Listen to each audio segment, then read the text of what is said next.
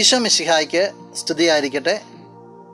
പ്രിയ സഹോദര സഹോദരി, നല്ല ഒരു ദിവസം ഈ കർത്താവിൻ്റെ നാമത്തിൽ നിനക്ക് നേരുകയാണ്. ഈശോ ഇന്ന ദിവസം നിൻ്റെ ജീവിതത്തിലേക്ക് കടന്നു വന്നുകൊണ്ട് നിന്നെ അനുഗ്രഹിക്കട്ടെ. നമുക്ക് സുപരിചിതമായ ഒരു വചനഭാഗമാണ് കാനായിലെ കല്യാണ വിരുന്ന്. യോഹന്നാൻ ശ്ലീഹ എഴുതിയ ലേഖനത്തിൽ 2-ാമത്തെ അധ്യായത്തിലാണ് ഇത് പറയുക. ഈ സംഭവത്തിൻ്റെ തുടക്കത്തിൽ വചനം ഇങ്ങനെയാണ് പറയുക.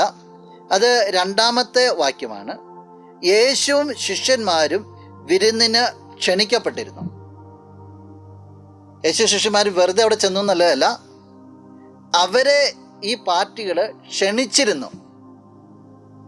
നമുക്കറിയാം, ഈശോയെ ക്ഷണിച്ച ശിഷ്യന്മാരെ അല്ലെങ്കിൽ ക്ഷണിക്കപ്പെട്ട ഒരു ഫംഗ്ഷൻ,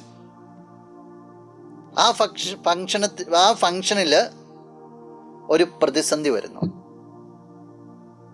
വീഞ്ഞു തീർന്നു പോകുന്നു, നാണക്കേടിൻ്റെ വക്കിലെത്തുന്നു.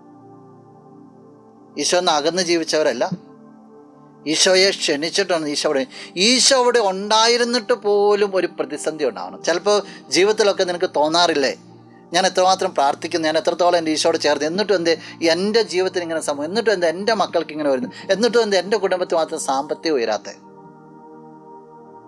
ഈശോ വന്നൊന്നുമല്ല, ഈശോ ക്ഷണിച്ച ഒരു കുടുംബം, ഈശോയുമായിട്ട് ബന്ധമുണ്ടായിരുന്ന ഒരു കുടുംബത്തിൽ അവരുടെ ഫംഗ്ഷനിൽ വലിയൊരു പ്രതിസന്ധി, സംഭവിക്കാൻ പറ്റാത്തൊരു കാര്യം സംഭവിക്കുക. പക്ഷെ അങ്ങനെ സംഭവിച്ചു എന്ന് പറഞ്ഞുകൊണ്ട് സുവിശേഷം അവസാനിക്കുന്നില്ല. ഉണ്ടായ പ്രതിസന്ധി ഈശോ തന്നെ പരിഹരിച്ചു എന്ന് പറഞ്ഞുകൊണ്ട് ആ സുവിശേഷം അവസാനിക്കുക.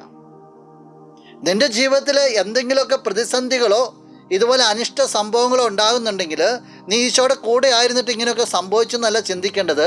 ആ കൂടെയുള്ള ഈശോ നിന്റെ ജീവിതത്തിലെ പ്രതിസന്ധികളിൽ നിന്ന് നിന്നെ ഉയർത്തിയിരിക്കും. അതൊരു ഉറപ്പാണ്.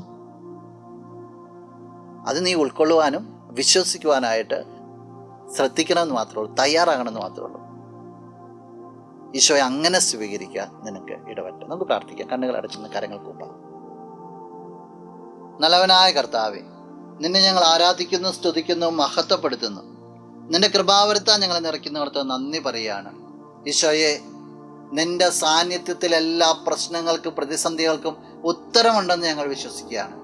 ഈ വ്യക്തിയെ നീ അനുഗ്രഹിക്കണമേ, സർവ്വവിധ നന്മകൾ കൊണ്ട് നിറയ്ക്കണമേ, എല്ലാ തരത്തിലുള്ള തിന്മകളിൽ നിന്ന് സംരക്ഷണം നൽകണമേ, ഇപ്പോഴും എപ്പോഴും എന്നേക്കും.